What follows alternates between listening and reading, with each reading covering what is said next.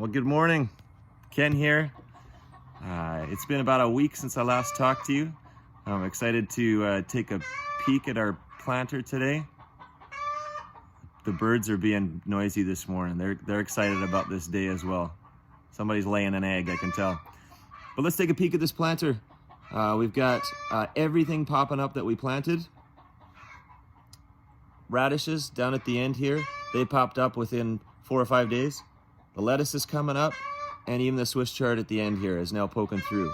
So within the first week, you're likely going to see some life in your planter. Certainly within 2 weeks, you should be seeing something popping through. So this initial growth that we see with the plants, so we can see that germination has happened. So we put the seed in, from the seed embryo, life bursted forth, and now we're seeing these plants poke through with each of them should have kind of 2 leaves poking through. And cotyledons is the name of these leaves. They're not true leaves.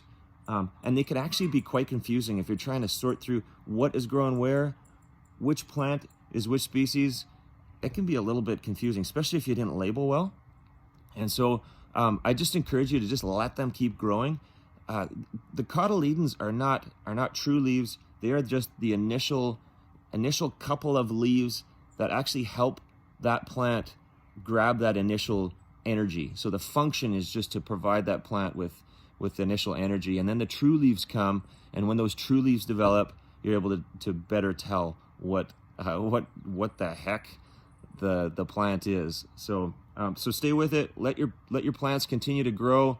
In the coming days, as those true leaves develop, you should be able to tell better what each plant is.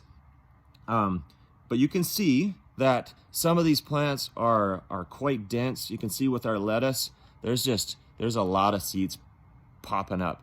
And if we don't do something, those plants are going to be so bunched up as they're trying to develop that they're not going to be able to develop properly. And so what we're going to do is thin these out eventually. But for now, we're going to let them just grow, get a little bit bigger. Maybe we see some of those true leaves coming up.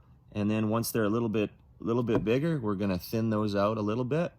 With a container planting like this, you tend to have fairly dense growth of plants, and so we cheat a little bit on what the seed pack would say for spacing, but we are going to thin them so that things develop. Otherwise, there's just too much competition. And but the planter looks awesome. Things are growing great. Again, we've had it in a sunny exposure, so either a south or east or even west exposure. Outside is where my planter's been, actually on the east side of my house in the front. But it could be even in a south facing window, or maybe west. That's where you're going to get enough sunlight.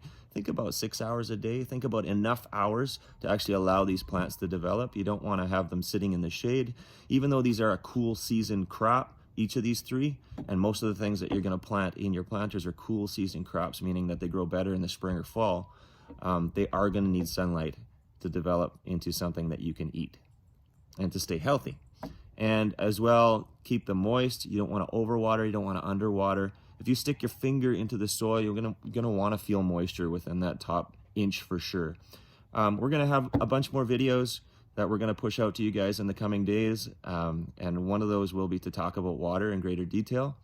I just encourage you to get out, enjoy the sun today. Keep enjoying watching things pop up in your planter, and we'll talk again soon.